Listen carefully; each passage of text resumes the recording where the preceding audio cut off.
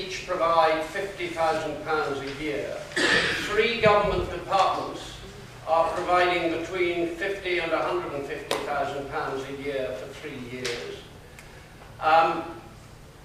That's less than their paperclip budget, I would venture to suggest. That's where the dosh comes from. The partnership of running FDAC is between the Tavistock and Portland Clinic and Coram Family, who provide the premises. So that's where the dosh is coming from.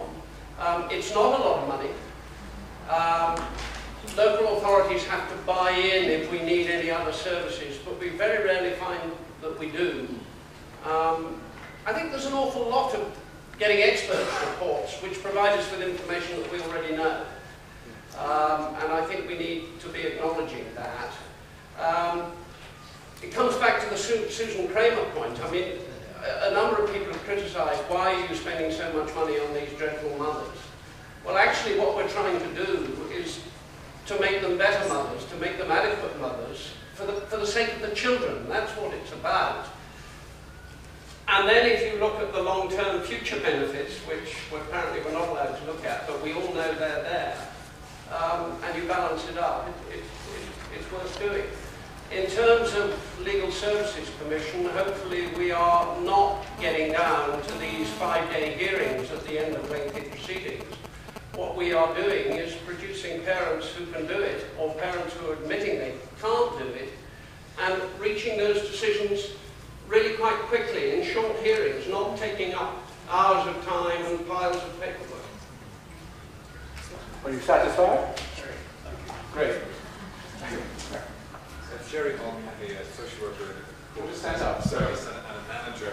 I'm just quite struck that both the presenters so far have defined success in terms of the family, and have quite rightly talked about possible conflicts within that. But given that we know that although these processes are so full of grief and I think despair at times, that both adoption and foster care can be successful, is there a danger, do you think, in losing sight of those two interventions in defining success as being the patient?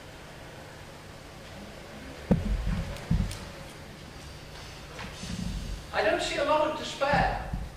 I had one mum, very moving, very early on, say, Judge, I have learned so much from this team, and what I've learned above all is that there is a time frame within which I have to do it for my child, and there's a time frame in which I believe I can do it.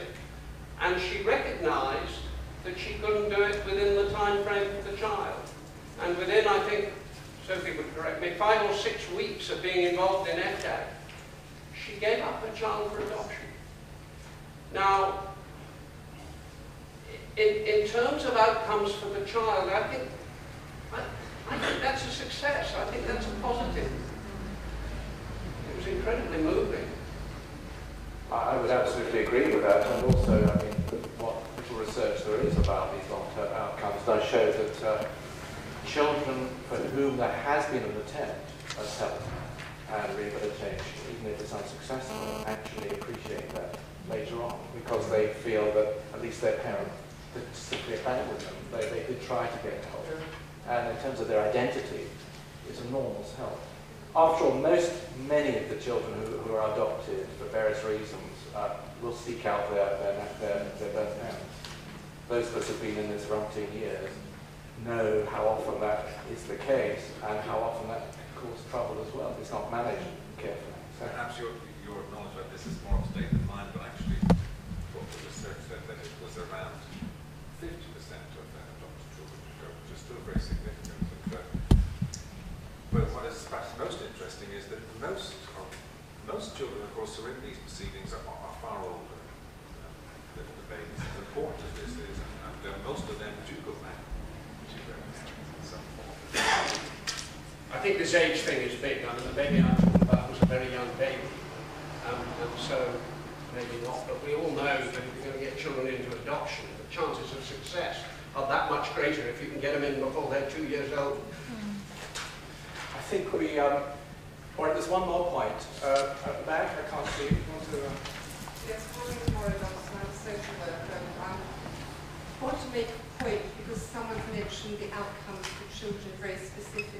terms of what is going to happen to these children. One point I would like to make strenuously, because of working with parents of children, which is now part of TACT, is their work on the wider implications of fetal alcohol syndrome, and the fact that a lot of the children who are born to people who abuse alcohol in the first 3 months of pregnancy, and it's very relevant in terms of our binge culture, in fact have caused to them neurological damage. The brain is actually damaged.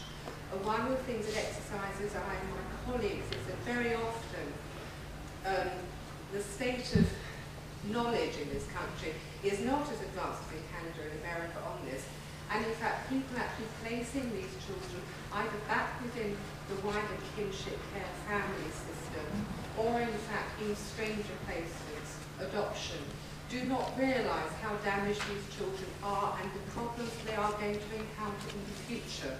This has enormous implications for their education and in fact their general wider physical well-being. If you are brain damaged, it really does affect the brain. Then in fact you have difficult requirements. It is in fact one of the bigger hidden handicaps that is now coming to the fore in terms of people's attention professionally. And I know by going through copies of the Bath magazine, Be My Parent, I have seen several adverts of children I know, where in fact I know that the mother has a very out of control alcohol problem. This is not mentioned. And very often adopters are presented with a package of Pandora's box. They have absolutely no idea what's going to happen. So these are the right implications. I think this is why the work being done at Wells Street actually is very important, because it is also spreading the word. It isn't just drugs, alcohol in fact is the biggest, as it were, drug consumed numerically by people in our country, and that needs to be spread. There's a lot of damaged children out there, and that's implications, again, for the prison system and brain health centres. Thank you very much. I think we need to move on now, and it's a great pleasure in introducing Maud Davis, who is a family solicitor very much committed to